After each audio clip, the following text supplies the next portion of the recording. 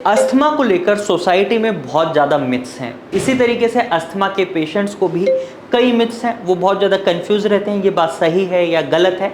तो आज इस वीडियो में मैं आपके उन सभी मिथ्स को दूर करने वाला हूं। सबसे पहले बात करेंगे सोसाइटी के मिथ के बारे में कि वो क्या है और उसे कैसे दूर करना है। तो चलिए वीडियो शुरू करते हैं। नमस्कार, भारत होम्योपैथी के यूट्यूब चैनल पर आपका स्वागत है और आज इस वीडियो में हम बात करेंगे अस्थमा के कॉमन मिथ्स के बारे में। ये कॉमन मिथ्स कुछ इस तरीके से हैं, कुछ पेशेंट्स को होते हैं और कुछ पेशेंट्स के आसपास जो रिलेटिव्स होते हैं, नोन पर्सन होते हैं, उनको कुछ मिथ्स होते हैं। अब शुरुआत करते हैं उन मिथ्स से जो मिथ्स अस्थमा के पेशेंट्स के रिलेटिव्स या बिलोंगिंग्स को होते हैं। ये मिथ एक बहुत ही कॉमन मिथ है जो हमें अस्थमा के पेशेंट्स जब ओपीडी विजिट करते हैं तब बताते हैं कि कई लोगों को ये लगता है अस्थमा छूने से फैलने वाली बीमारी है या साथ खाना खाने से फैलने वाली बीमारी है। तो यहाँ मैं आपको बताना चाहूँगा, अस्थमा ना तो छूने से फैलने वाली बीमारी है, साथ ही अगर आप किसी के साथ बैठकर खाना खाते हैं तो इससे भी अस्थमा नहीं होता। आप हैंडशेक करते हैं या उनके कपड़े भी पहन लेते हैं तो भी अस्थमा नहीं होता।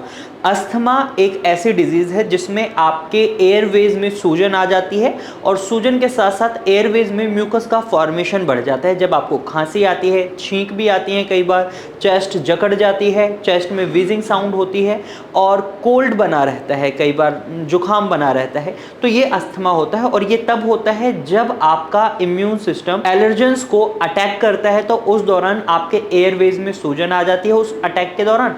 और जब ये सूजन आती है तो उस एलर्जन का जो डस्ट पार्टिकल्स हैं या आपका स्मोक है उसको रोकने के लिए आपके एयरवेज म्यूकस का फॉर्मेशन कर देते हैं, जिससे एयरवेज का स्पेस कम हो जाता है और आपको अस्थमा की प्रॉब्लम को फेस करना पड़ता है। तो बेसिकली ये सारी डिटेल बताने का पर्पज़ ये था कि अस्थमा ऐसे होता है और ये किसी को छूने से, उसके साथ खाना खाने से या उससे बात करने से कभी भी नहीं फैलता। तो सबसे पहले अपने इस मिसकंसेप्शन को क्लियर करें। अब बात करते हैं उन मिथ्स की जो अस्थमा के पेशेंट्स को होते हैं। जैसे सबसे कॉमन मिथ अस्थमा के पेशेंट को ये होता है कि उन्हें एक्सरसाइज नहीं करनी है। ये बिल्कुल गलत है। अगर आप ये सोच रहे हैं कि आप एक्सरसाइज करेंगे तो आपका अस्थमा बिगड़ सकता है, तो यहाँ आप गलत हैं। हालांकि अगर आप हैवी वेट एक्सरसाइज करते हैं तो इससे आपका अस्थमा बिगड़ सकता है। आप लाइट वेट एक्सरसाइज कर सकते हैं या फिर आप नॉर्मल वेट एक्सरसाइज कर सकते हैं।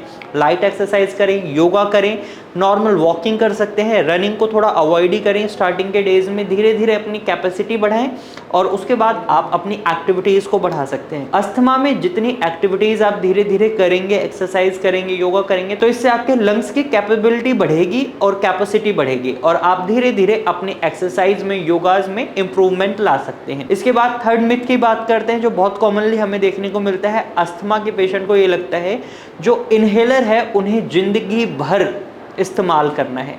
तो ऐसा नहीं होता। अगर आप इनहेलर का इस्तेमाल कर रहे हैं तो ये लाइफ लॉन्ग नहीं है। आप जब ठीक हो जाएंगे इसकी ज़रूरत नहीं होगी।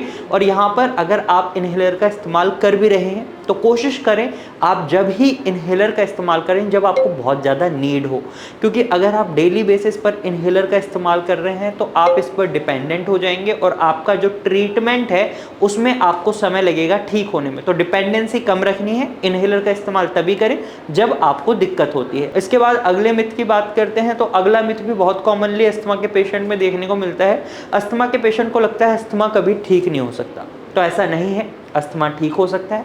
भारत होम्योपैथी में कई अस्थमा के पेशेंट ठीक हो गए हैं, कई हो रहे हैं। इसका एक रीज़न ये है, यहाँ पर कस्टमाइज मेडिसिन अप्रोच दी जाती है जिससे पेशेंट के रूट कॉज और जो सिम्टम्स उनके शरीर में दिखाई दे रहे हैं उन पर काम करा जाता है, जिससे रिजल्ट काफ़ी अच्छे देखने को मिलते हैं। तो बेसिकली अस्थमा को ठीक किया जा सकता है, यहाँ पर ये मतलब है। अगले मिथ की बात करें तो अगला मिथ बहुत कॉमनली हमें देखने को मिलता है। लोगों को लगता है अस्थमा से कभी भी जान नहीं जा सकती, यानी अस्थमा फैटल डिजीज़ नहीं है। तो यहाँ आप गलत हैं। अस्थमा कुछ परसेंट तक फैटल डिजीज़ है। अगर आप अस्थमा का सही ट्रीटमेंट चूज़ नहीं करते या अस्थमा ठीक नहीं हो रहा आपका, तो इससे आपको जो सांस लेने की प्रॉब्लम है ये बहुत ज़्यादा बढ़ सकती है और इसकी वजह से आपकी जान भी जा सकती है। क्योंकि अगर आप देखेंगे आपकी बॉडी जो एक्टिव है वो ऑक्सीजन की वजह से, कार्बन डाइऑक्साइड बाहर जा रहा है, ऑक्सीजन अंदर जा रही है, लेकिन जब ये प्रोसेस ही नहीं होगी तो आपकी जान जाने के रिस्क भी रहते हैं।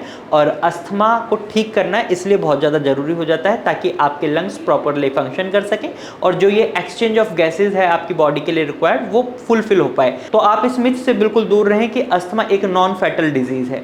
अस्थमा एक फैटल डिजीज़ भी बन जाता है अगर इसका सही ट्रीटमेंट नहीं लिया जाता।